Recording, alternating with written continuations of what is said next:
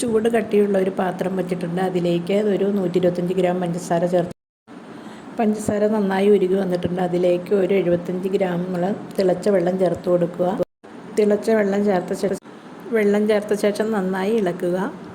ഇത് ലോ ഫ്ലെയിമിൽ വെച്ചിട്ട് വേണം ഇത് ചെയ്യാനായിട്ട്.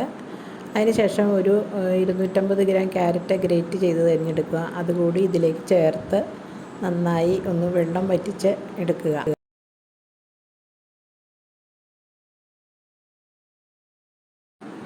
അതിനുശേഷം ഒരു 8 ഇഞ്ചിൻ്റെ കേക്ക് ടിന്നാണിത്. അതിലേക്ക് ഒരു ബട്ടർ പേപ്പർ റെഡിയാക്കി ഇതുപോലെ താഴെയും സൈഡിലും വെച്ച് അതിനുശേഷം നമുക്ക് ഒരു 250 ഗ്രാം മൈദ, അതിലേക്ക് ഒരു teaspoon baking powder, 1/2 teaspoon baking soda, ഒരു പിഞ്ച് ഉപ്പും കൂടെ ചേർത്ത് ഇതൊന്ന് അരിച്ചെടുക്കുക.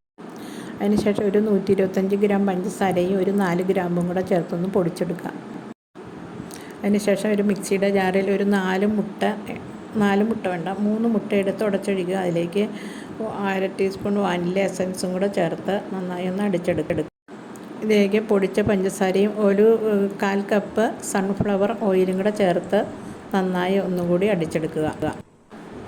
അടിച്ചെടുത്ത ബാറ്റർ ഒരു ബൗളിലേക്ക് ഒഴിച്ചു കൊടുക്കുക. ഇതിലേക്ക് അരിച്ചു വച്ചിരിക്കുന്ന മൈദ ചേർത്ത് നന്നായി ഇളക്കുക. 2 പ്രാവശ്യമായിട്ട് ചേർത്ത് ഇളക്കി നന്നായി യോജിപ്പിക്കുക. നന്നായി ഇളക്കി യോജിപ്പിച്ച ശേഷം ഒരു ചെറുനാരങ്ങയുടെ പുറകുവശം പുറം തൊലി നന്നായി ഒന്ന് ഗ്രേറ്റ് ചെയ്ത് പുറം തൊലി മാത്രം ഗ്രേറ്റ് ചെയ്ത് എടുത്തത് ഇതിലേക്ക് ചേർക്കുക. അതിനുശേഷം കാരാമലൈസ് ചെയ്ത് വെച്ച ക്യാരറ്റ് നമുക്ക് ഇതിൽ കൂടെ ചേർത്ത് നന്നായി ഇളക്കി യോജിപ്പിക്കുക.